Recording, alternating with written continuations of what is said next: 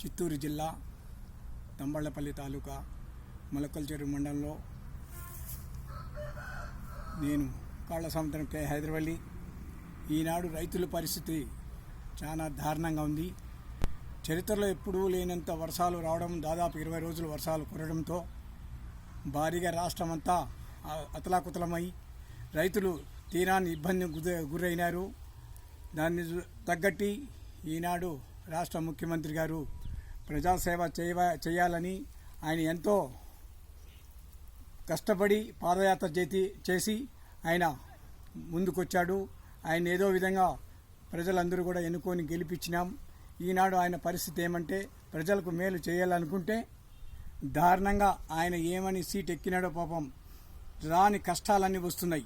ఈ వయసుకు ఆయన పడుతున్న బాధలు ఏ విధంగా ఉన్నాయంటే, దిక్కుదేలేని పరిస్థితుల్లో ఆయన కూర్చొని కష్టపడి రైతులు ఏ విధంగా ఆదుకోవాలని రేయనక పాలనక కష్టపడుతున్నాడు ముఖ్యమంత్రి గారు.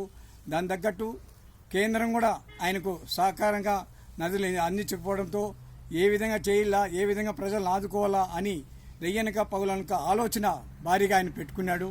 కానీ ఇప్పుడైనా కేంద్రం కళ్ళు తెరిచి రైతు పరిస్థితి ఈ విధంగా ఉంది, చాలా దారుణంగా ఉందని కేంద్రం కూడా దానికి సహకారం ఇచ్చి రైతులను ఆదుకోమని, ప్రభుత్వం పైన ఎన్నో మీకు ఇది ఉన్నా ఖచ్చితంగా ఈ రైతులు ఆదుకుంటారని కేంద్రం కూడా సహకారం చేసి మన రాష్ట్ర ముఖ్యమంత్రి గారితో ఇచ్చేసి ఖచ్చితంగా రైతులను ఆదుకోమని, టమాటా చూస్తావా, ఏరిచెనిగి చూస్తావా, దోస చూస్తావా, టమాటా నర్సరీలు చూస్తావా, ప్రతి ఒక్కటి దాని తగ్గట్టు దాదాపు 6 నెలలు 7 నెలలు ఈ లాక్డౌన్ పడిన దానివల్ల భారీగా నష్టపోయినారు. ఇటు చూస్తే ప్రజలు, ఇటు చూస్తే పంటలు.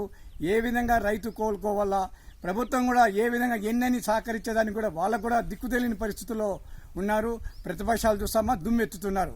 కానీ ఆ టైంలో వాళ్ళు ఉంటే వాళ్ళ పరిస్థితి ఎట్లుండేది అని వాళ్ళు ఆలోచించకుండా ఈనాడు ఏమంటే జగన్మోహన్ రెడ్డి అవి చేస్తున్నాడు, ఇవి చేస్తున్నాడు, కుమ్మక్క అవుతున్నారు అని అనుకుంటున్నారు. కానీ ఈ పరిస్థితి మనం ఉన్నింటి ఏ విధంగా మనం ఎదుర్కోవాల్సి వచ్చిందిరా, ఎట్లా చేయాలరా అనేది వాళ్ళు ఆలోచించకుండా ఏదో నోటికి వచ్చింటే వాళ్ళు మాట్లాడుతున్నారు.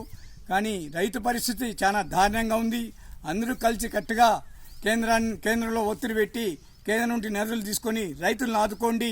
ప్రతిపక్షాలు కానీ ఎవరైనా కూడా రైతులను ఆదుకునే విధంగా ముందుకు రండి. మీరు కర్తలు పెట్టుకొని రైతులను ఇబ్బందులు పెట్టకుండా, ప్రభుత్వంపై ఇది లేకుండా కొంతవరకు సహకరించని అని అన్ని పార్టీలు కూడా మేము ధన్యవాదాలు తెలుపుకుంటూ, రైతు మూలకంగా మేము ధన్యవాదాలు తెలుపుకుంటూ సెలవు తీసుకుంటున్నాం.